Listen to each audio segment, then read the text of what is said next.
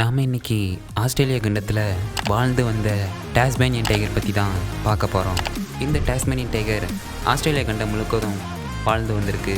இதுக்கு டாஸ்மேனியன் டைகர்னு ஏன் பேர் வந்துச்சுன்னா, ஆஸ்திரேலியாவில் டாஸ்மேனியன் பகுதியில் தான் இந்த புலிகள் அதிகமாக வாழ்ந்து வந்திருக்கு. அதனால் இதுக்கு டாஸ்மேனியன் டைகர்னு பேர் சூட்டிட்டாங்க. இந்த புலி பொதுவாக கங்காருக்கள், மான்கள் போன்ற உயிரினங்களை தான் வேட்டையாடி உணவாக்கி கொள்ளுமா. இது ஆஸ்திரேலியாவில் இருக்க தைலசின் என்ற மண் நிறத்தில் தான் இருக்குமா. தைலசின் மண்ணோட நிறம் மஞ்சள், பழுப்பு, சாம்பல் இது மூன்றும் சேர்ந்ததாக தான் இருக்குமா. இந்த புலியோட தோள்பட்டையிலிருந்து வால் வரைக்கும் 15 முதல் 19 வரை கருப்பு கோடுகள் இருக்குமா. என்னதான் இதுக்கு புலின்னு சொன்னாலும் தற்காலிக புலிகளோட ஒப்பிடும்போது இதோட உருவமைப்பு சுத்தமாக ஒத்தே போகலை. இதோட முகம் ஓனைகள் மாதிரி தோற்றமளிக்குது.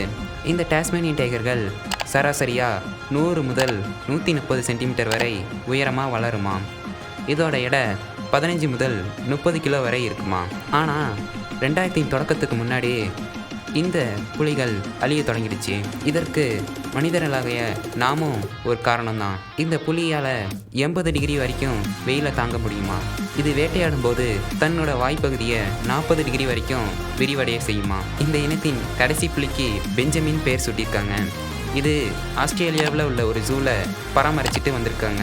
பெஞ்சமின் புலியை பற்றி 85 ஆண்டுகளுக்கு அப்புறம் 21 செகண்ட் வீடியோவை வெளியிட்டிருக்காங்க. பெஞ்சமின் புலி செப்டம்பர் 7ஆம் தேதி 1936ஆம் ஆண்டு இறந்து போச்சு. இந்த பெஞ்சமின் புலியோட இந்த டாஸ்மேனியன் டைகர் இனம் சாம்ராஜ்யமும் அஸ்தமிச்சுது. இதுபோல் பல சுவாரஸ்யமான விஷயங்களை தெரிஞ்சுக்கணுன்னா இந்த வீடியோவை லைக் பண்ணுங்கள், ஷேர் பண்ணுங்கள், எங்கள் சேனலை மறக்காமல் சப்ஸ்கிரைப் பண்ணுங்கள். என்றும் உங்களுடன் உங்கள் நான்.